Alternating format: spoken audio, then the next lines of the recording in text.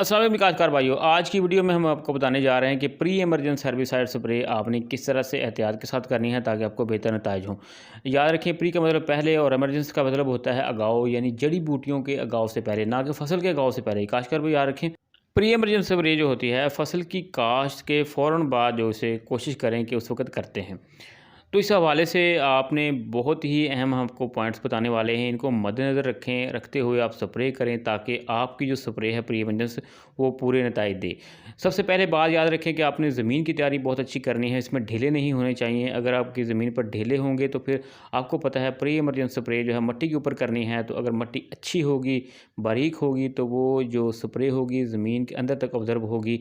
जो जड़ी बूटियों का सीड होगा उसके अंदर तक पहुँचेगी, तो फिर वो जड़ी बूटियों का सीड जो है वो उससे मुतासर होगा, उसकी वजह से जड़ी बूटियाँ नहीं उगेंगी। अगर ढीले होंगे तो आपकी स्प्रे जो है वो कामयाब नहीं होगी।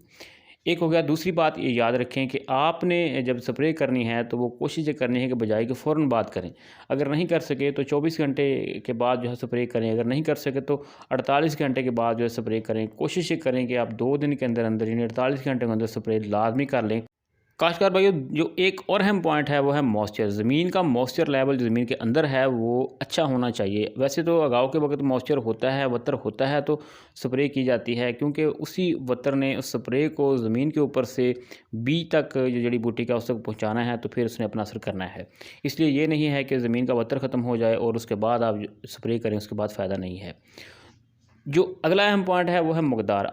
काश्तकार भाइयों याद रखें, आपने फ़ी एकड़ के हिसाब से उतनी मकदार जो रिकमेंडेड की गई है, या फॉर एग्जाम्पल पेंडिमेथिलिन स्प्रे करते हैं फसल के गाँव से पहले 24 घंटे के अंदर, तो उसकी मकदार इतनी रखें कि जो पूरे एकड़ के अंदर जो है, जब आपके खेतों के अंदर है मुकम्मल हो। ना कम रखें ना ज़्यादा रखें, ना ज़्यादा का फ़ायदा होगा ना ही कम का फ़ायदा होगा आपको।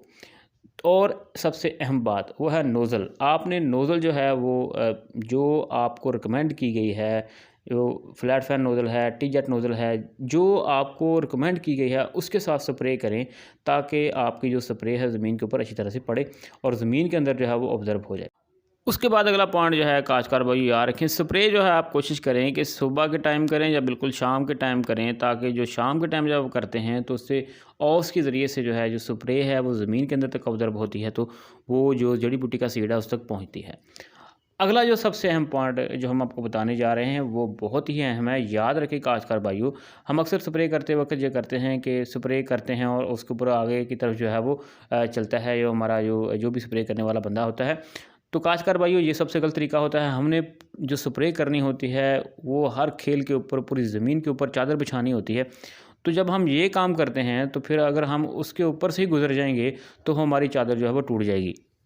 इसलिए काश्तकार भाइयों, आप कोशिश ये करें कि आप स्प्रे की उल्ट सिमत में चलें, यानी आप स्प्रे करते हुए पीछे को हटें, ताकि जो आपके पाँव हैं या जिस बंदे ने स्प्रे करनी है उसके पाँव की वजह से जो ऊपर से चादर है, जो ऊपर से एक लेयर बनी होती है, वो टूट ना जाए। इससे वो स्प्रे जो होती है उसके साथ साथ हटती जाती है, तो फिर जो है जड़ी बूटियाँ जल्दी उग जाती हैं। काश्तकार भाई याद रखें कि जड़ी बूटियाँ जो हैं फसल से पहले उग जाती हैं, इसलिए इसे प्री इमरजेंसी स्प्रे को करने में बहुत ज़्यादा एहतियात करें। खासकर भाइयों, एक और बात अहम जो है वो याद रखें कि आप पहले तसल्ली कर लें कि जो स्प्रे आप करने जा रहे हैं वो प्री इमरजेंसी है, पोस्ट इमरजेंसी नहीं है। तो खासकर भाइयों, हमने पोस्ट इमरजेंसी के हवाले से भी एक अलग वीडियो बनाई है, उसमें एहतियात बताई है, इसलिए इसे लाजमी देखें और हमारे चैनल को सब्सक्राइब करें। शुक्रिया जी।